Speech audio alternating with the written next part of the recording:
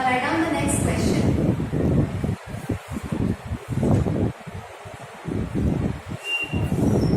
Derive an expression. Derive an expression for the unknown resistance.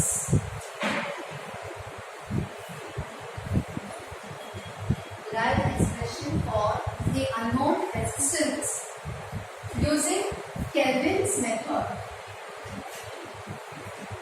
Using Kelvin's method. Now let us draw the diagram again of a meter bridge. So you have a wire AB. It is connected to the metal strips.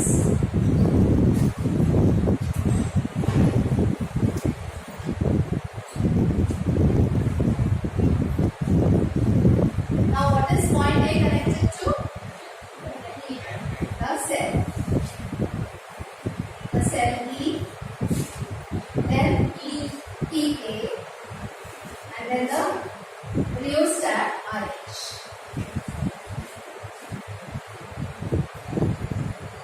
You have another metallic strip here.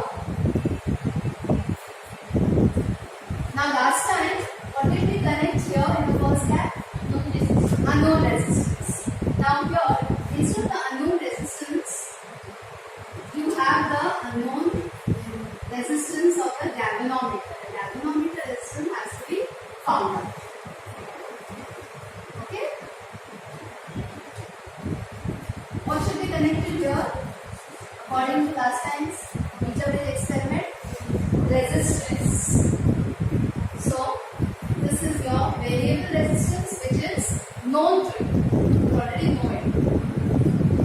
What is connected at this terminal? Second terminal? The galvanometer. But here, the galvanometer already is here. So we will not connect the galvanometer here. Instead of the galvanometer, this is directly connected to the jockey J. Okay? So, E is a battery cell, K is the key, RH is the rheostat, J is the jockey, G is the galvanometer, R is the variable known resistance. Variable known resistance. AB. What is AB? 1 meter wire.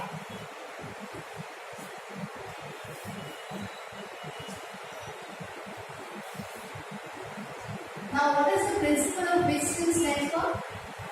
According to this diagram, under the balanced condition, R1 upon R3 is equal to R2 upon R4. So let's compare this diagram with this one. What is R1 in this particular diagram? Galvanometer. Resistance is G. So we write G. What is R2? R2 is? So that is equal to R2 is R. What is R3? Let us say this is energy. So what should it be? Energy.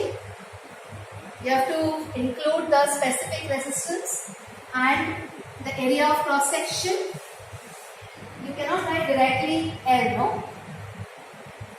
What does this correspond to? R3. But what is R3 in this case? Rho Lg upon A. Okay? So rho Lg upon A. What about R4 if this length is Lr? Rho Lr upon G.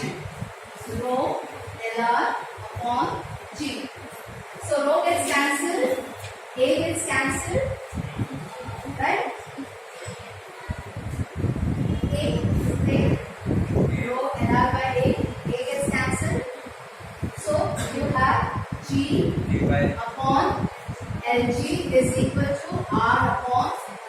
LR.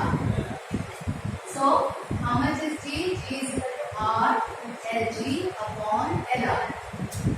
This is the expression for finding the unknown resistance of the galvanometer using Kelvin's method. Kelvin was the name of the scientist. He had invented it. Now what is different from the earlier meter bridge experiment? The procedure. Procedure is slightly different. Now what Kelvin did was, instead of using two galvanometers, he used only one. That was the advantage of this experiment. But since the galvanometer shifted from here to here, you will no longer take the null deflection. The current through this part is 0. So this galvanometer has shifted from here to here. Correct? In this particular experiment, there is no galvanometer here. Now since the galvanometer has shifted here, the deflection in this cannot be null point. Here what was it? It was null point. Then current through this is 0. This Ig is 0. Then the bridge is balanced. Correct?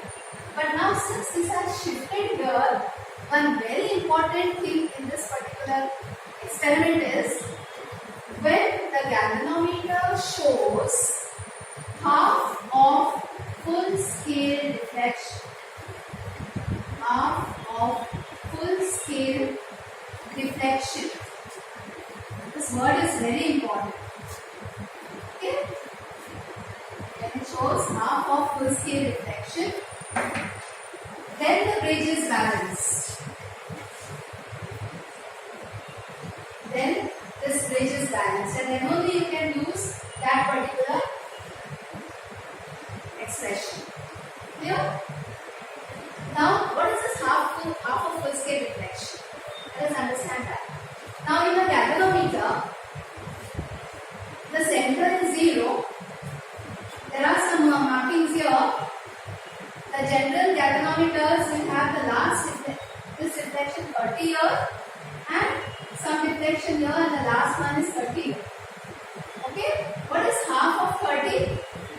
15. So, when you adjust this jockey such that the pointer points half, that is 15, then you stop the jockey and measure these two distances. Understood?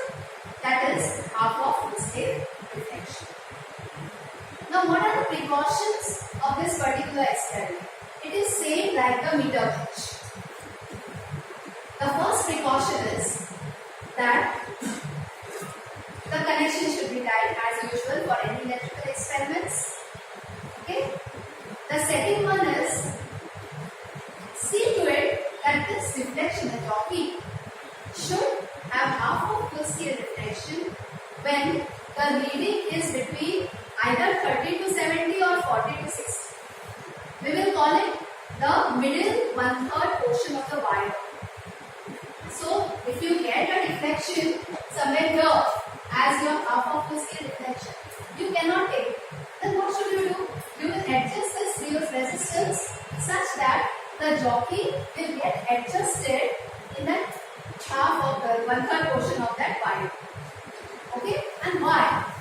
Why should it be in the middle 1/3 portion of the wire? That is because these terminal resistances, these are terminals which are in a solid block of metal. There is lot of resistance here. So that will affect, suppose the jockey is nearer this. So this will affect the resistance here. So to take care of the terminal resistances, you have to adjust the deflection to half, what is that, middle 1/3 portion of the wire. Okay? The next precaution is, you have to interchange these gaps and take the reading again. You put the galvanometer here and this known resistance here and take again the readings and again the same formula, but only thing, since this resistance has changed place,